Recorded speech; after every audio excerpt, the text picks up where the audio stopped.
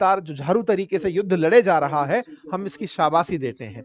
Trump इनसे मुलाकात किए तो इस बात पर ज़ेलेंस्की से पूछा गया कि कैसी रही मुलाकात? इनने कहा बहुत बढ़िया मुलाकात रही। अब यही बात बाद में 26 सितंबर को एक्सक्लूसिव तरीके से वॉल स्ट्रीट जर्नल में छपती है कि ट्रंप ने ज़ेलेंस्की से कहा कि वो इन्हें न्यू लॉन्ग रेंज मिसाइल देने का विचार कर रहे हैं। अर्थात ज़ेलेंस्की और ट्रंप की जब बातचीत हुई तो वहां पर प्रेजेंट ऑफिशियल्स ने अखबार वालों को बताया कि इन लोगों के बीच में बातचीत के दौरान लॉन्ग रेंज मिसाइल की भी चर्चा हुई, क्योंकि Zelensky long range missile Biden के समय से मांग रहे हैं। बाइडेन तो 300 किलोमीटर तक भी मार करने वाली मिसाइल नहीं दे पाए, जबकि ट्रंप 2500 किलोमीटर दूर तक मार करने की मिसाइल देने के बारे में इनसे बातचीत कर ली है। वो मिसाइल थी टॉम हॉक मिसाइल। ये मिसाइल असल मायने में पुरानी मिसाइल है, 1990s के दौर में अमेरिका बना लिया था। सबसोनिक मिसाइल है, आवाज की गति से भी धीरे चलने वाली मिसाइल है। फिर इसके अंदर इतनी कामयाबी क्यों, मतलब इसकी इतनी चर्चा क्यों? असल में अमेरिका की ये वाली जो मिसाइल है ना, ये मैन्यूवरिंग के लिए जानी जाती है। मतलब ऐसे समझिए, है ये मिसाइल, लेकिन ये ड्रोन की तरह चलने को जानी जाती है। तो बोले सर, ड्रोन तो ऑलरेडी यूक्रेन के पास है जो लंबी दूरी तक जाके मार कर पाते हैं। असल में ड्रोन अपने साथ में बहुत ज्यादा वॉरहेड नहीं ले जा पाते। ये बड़ा सारा वॉरहेड ले जा सकती है, मतलब अपने साथ में जो युद्ध के लिए एक्सप्लोजिव्स है ना, वो 1000 पाउंड तक ये अपने साथ में युद्धक सामग्री ले जाकर के ट्रेवल कर सकती है। मतलब मिसाइल पे आप इतना गोला बारूद भर के फेंक सकते हो। दूसरी बड़ी बात, ये 2500 किलोमीटर तक की रेंज तक मार कर सकती है।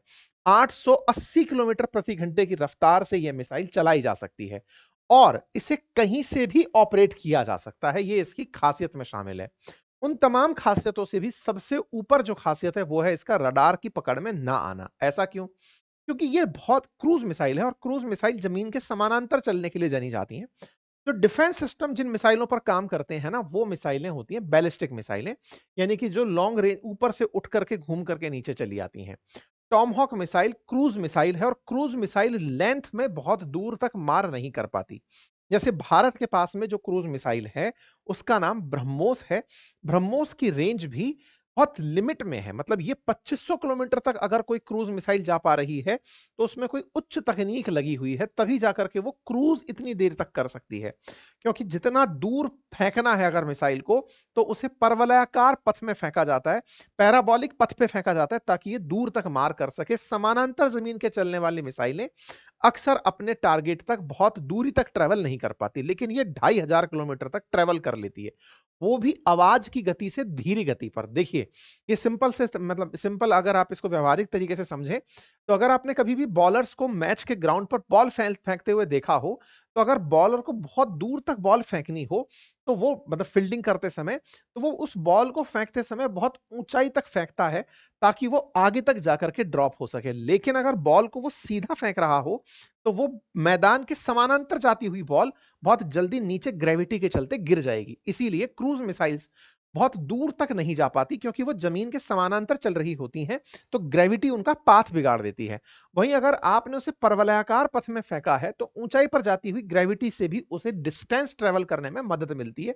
इसलिए बैलिस्टिक मिसाइल्स बहुत दूर तक मार कर पाती हैं। जैसे अग्नि 5000 किलोमीटर तक मार कर सकती है, क्योंकि उसे परवलयाकार पथ प्राप्त है, पैराबोलिक पथ प्राप्त है। ठीक है। क्रूज मिसाइल्स में 2500 किलोमीटर तक की रेंज, ये बड़ी बात होती है।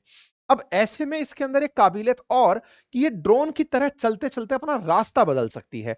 आप इसे गाइड कर सकते हो कि इस टारगेट पर जाकर मारना है। अच्छा, जितना ऊंचाई से उड़कर मिसाइल आएगी, रडार में पकड़ में आ सकती है, क्योंकि रडार पकड़ने के लिए क्या करता है, अपने यहां से रेडियो वेव्स निकालता है, जो कि रिफ्लेक्शन खा के वापस आती है, तो रीच आ जाती है कि हाँ साहब, हमारे ऊपर कोई फ्लाइंग ऑब्जेक्ट आ रहा है फटने के लिए। वेयर एज जब क्रूज मिसाइल जमीन के समानांतर चल रही है, तो उस पर रेडियो वेव्स पहुंचेंगी और उसका मैसेज जब तक आएगा तब तक तो खेल हो लेगा, क्योंकि ये बहुत नजदीक से निकल जाती हैं रडार के, तो रडार कैलकुलेट नहीं कर पाता, इसलिए क्रूज मिसाइल ज्यादा घातक मानी जाती हैं।